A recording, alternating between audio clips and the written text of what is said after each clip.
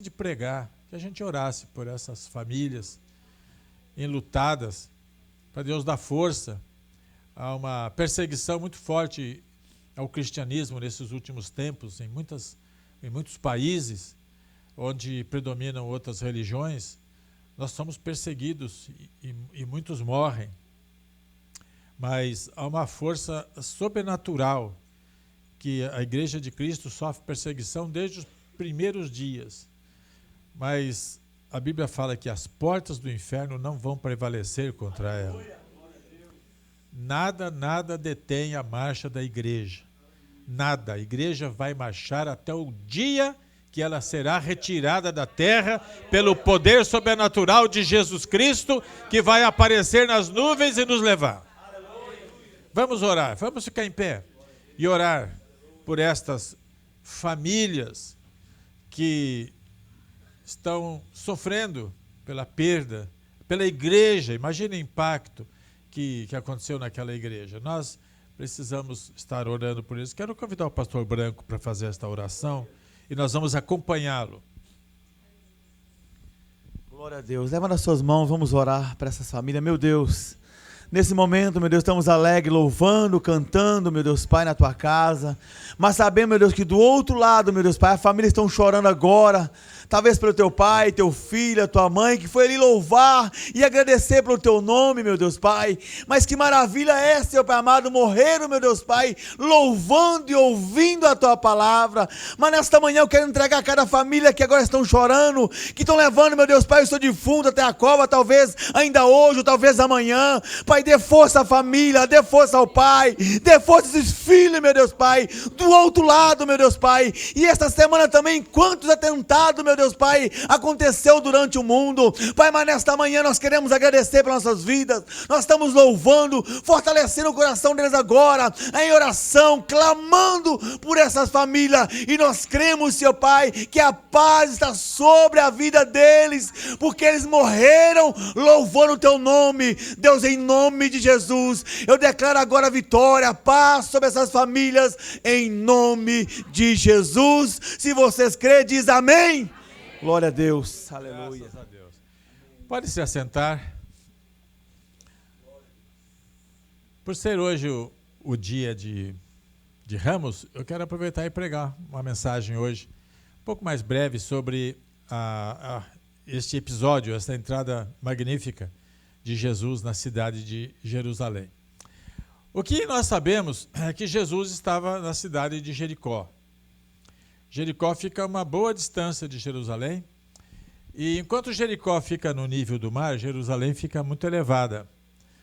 Tem muita subida para chegar lá.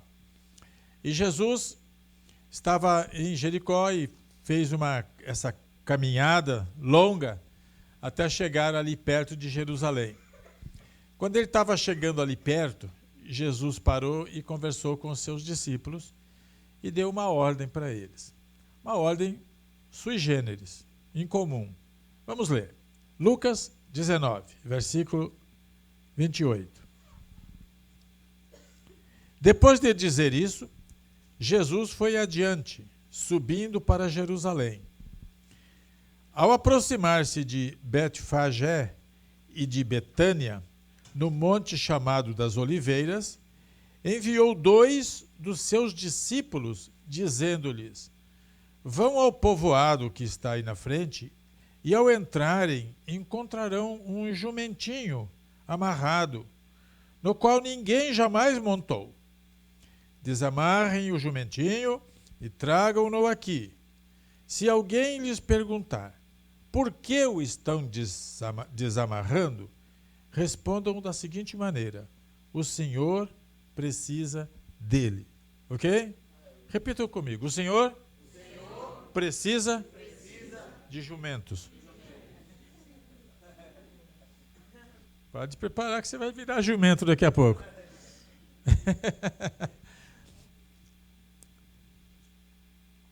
Os que tinham sido enviados foram e encontraram o animal exatamente como ele lhes tinha dito. Quando estavam desamarrando o jumentinho, os seus donos lhe perguntaram: por que vocês estão desamarrando o jumentinho? E eles responderam: o Senhor precisa dele. Então eles seguiram exatamente o que Jesus mandou falar e fazer. Eles foram ali ao pé da letra. Levaram o jumento a Jesus, lançaram seus mantos sobre o jumentinho e fizeram que Jesus montasse nele. Enquanto ele prosseguia, o povo estendia os seus mantos pelo caminho. Quando ele já estava perto da descida do Monte das Oliveiras, toda a multidão dos discípulos começou a louvar a Deus. Oh, coisa boa, hein? Toda a multidão louvando a Deus alegremente e em alta voz por todos os milagres que tinham visto. E exclamavam: bendito é o Rei que vem em nome do Senhor. Paz no céu e glória nas alturas. Alguns dos fariseus que estavam no meio da multidão disseram a Jesus: Mestre, repreende os teus discípulos. Eu lhes digo, respondeu ele, se eles se calarem, as pedras clamarão. Uau, que coisa, hein? Falar com Jesus é esperar respostas que a gente não espera, né? São respostas surpreendentes.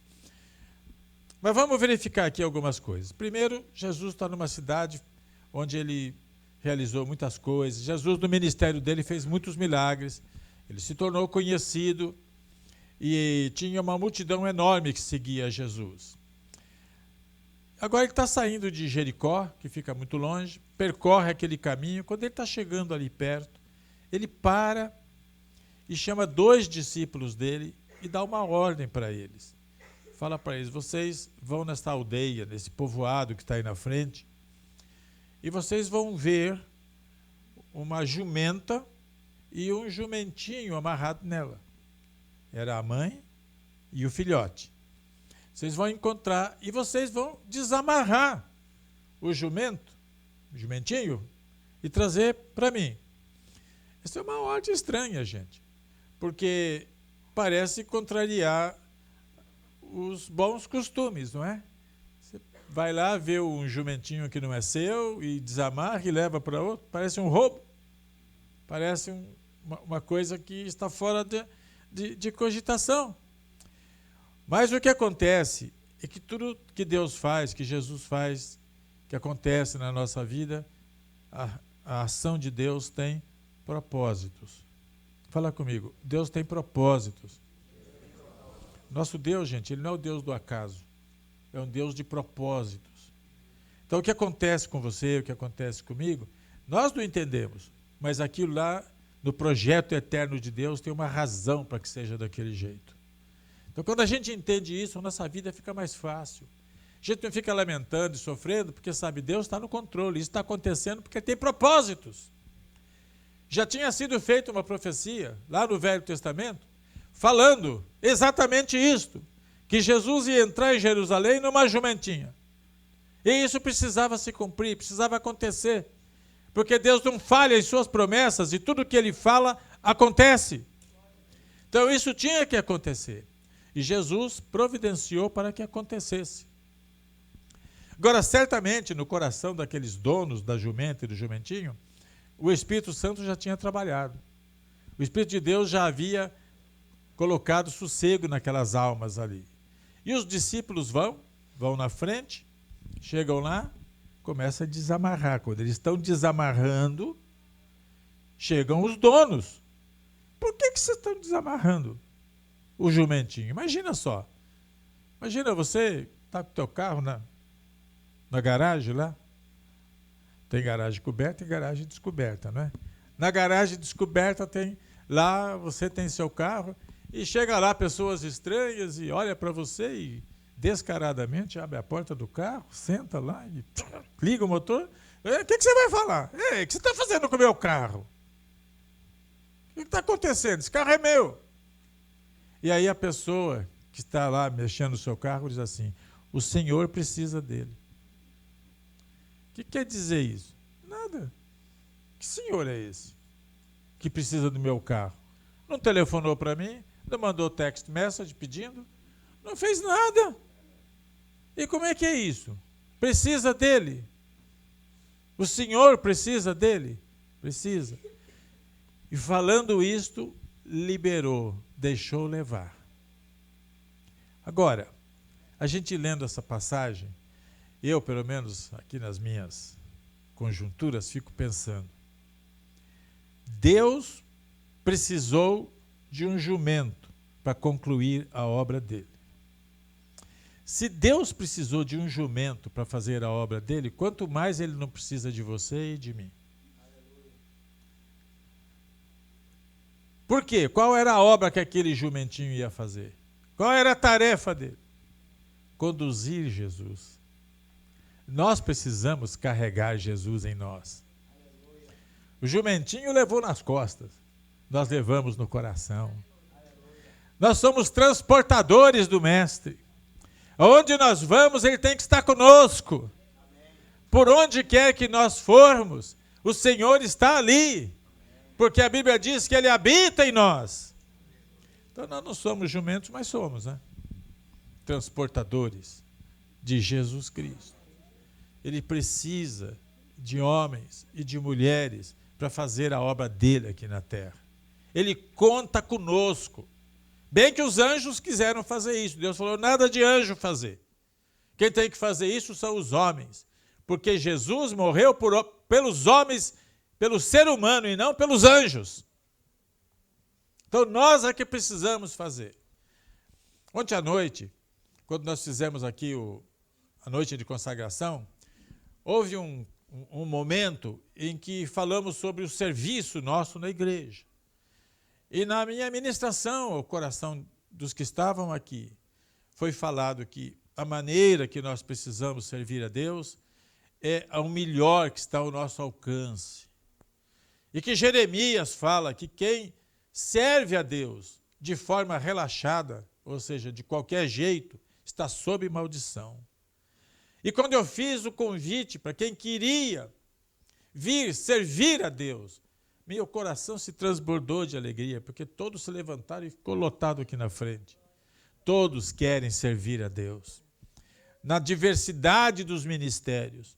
Nem todo mundo é pastor, nem todo mundo é evangelista, nem tudo é apóstolo, nem todo é mestre na palavra, não são todos que têm os mesmos dons, mas a igreja oferece oportunidade para todo mundo servir ao Senhor.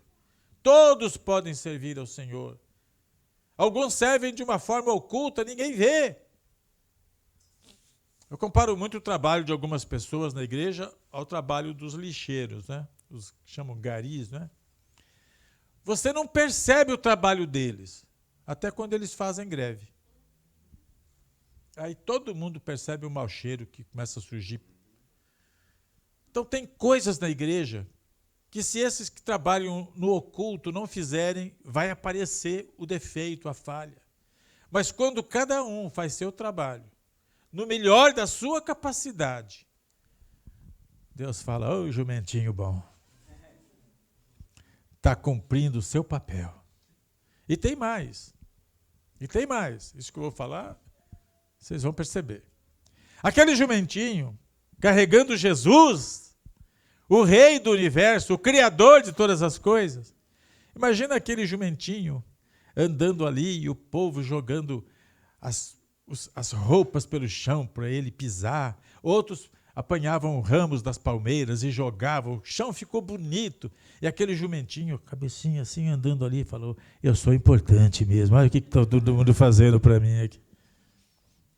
Tem isto. O importante não é o jumento. É quem está sobre ele.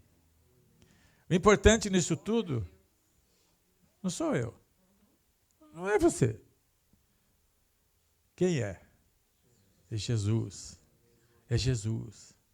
Gente, Jesus é tudo para nós. Nós não somos nada sem ele.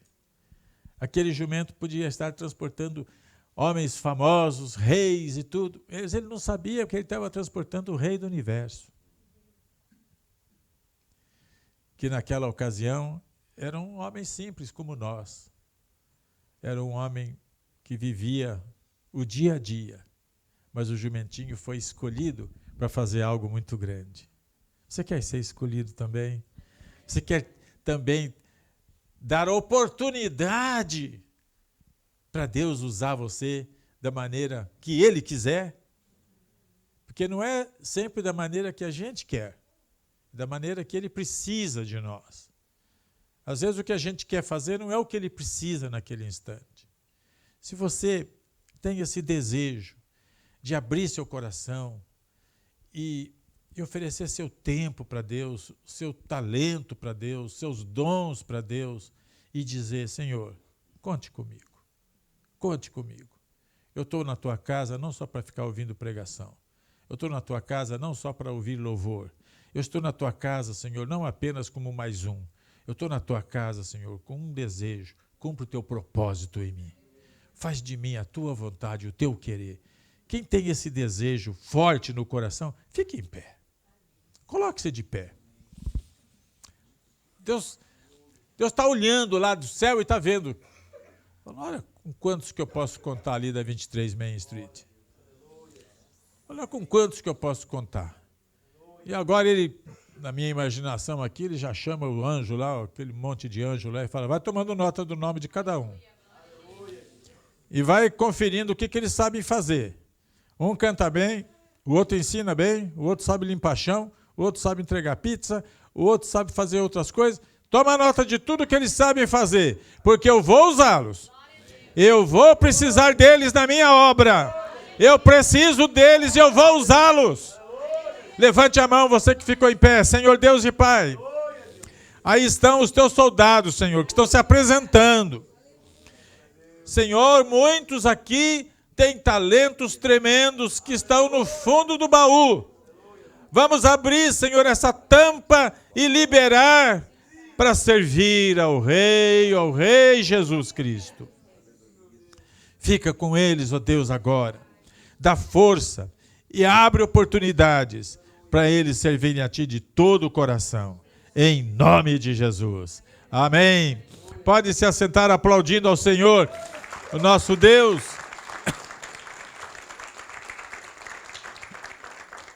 Quando falo em servir ao Senhor, eu me lembro de uma história que eu li no livro Esforça-te para Ganhar Almas.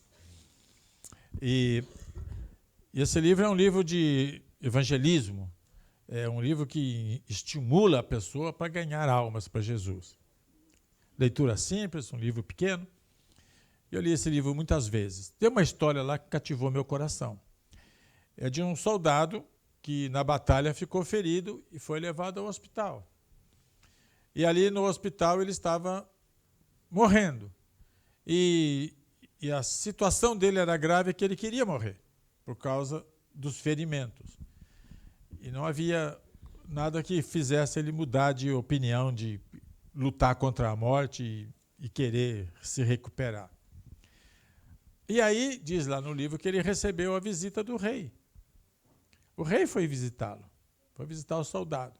Sabe essas coisas que acontecem de vez em quando, que é o presidente da República vai e visita alguma pessoa simples e pobre lá? Aconteceu isso, o rei foi visitar esse soldado. E chegou lá, ouvindo a história toda, que ele dizia: eu quero morrer. Aí o rei olhou bem para ele e falou: não morra, não morra. O rei precisa de você. Ao ouvir aquela palavra, o rei precisa de você, aquilo foi o máximo para ele. O próprio rei, sabe, é a maior autoridade, vem e diz que precisa de mim. Então eu costumo aplicar isso à obra de Deus. Jesus é o rei. E ele está dizendo através do pastor Caio: eu preciso de você. Eu preciso de você. O rei Jesus precisa de nós. E aí vem a segunda parte desta mensagem, não é? Que Jesus vai caminhando lá, agora em cima do jumentinho, levaram o jumento e pegaram Jesus, não é assim? E puseram em cima do jumento. Nem Jesus precisou montar, né? Colocaram lá. Porque a expectativa naquele momento era de que Jesus ia entrar em Jerusalém e estabelecer o seu reino e acabar com os romanos, que eram os que dominavam o mundo da época. Era uma expectativa de uma promessa antiga que diz que Deus ia mandar o Messias, que seria o rei. Só que eles não entenderam o tempo. Eles pensaram que era naquela ocasião que Jesus ia implantar o seu reino e acabar com o Império Romano. Mas não era a oportunidade ainda. Antes de conquistar o império, Jesus precisava vencer Satanás. Jesus precisava vencer na esfera espiritual. Antes de ser rei do universo, de toda a terra, ele precisava morrer, ser humilhado. Então, eles não entenderam isto, essa parte da profecia.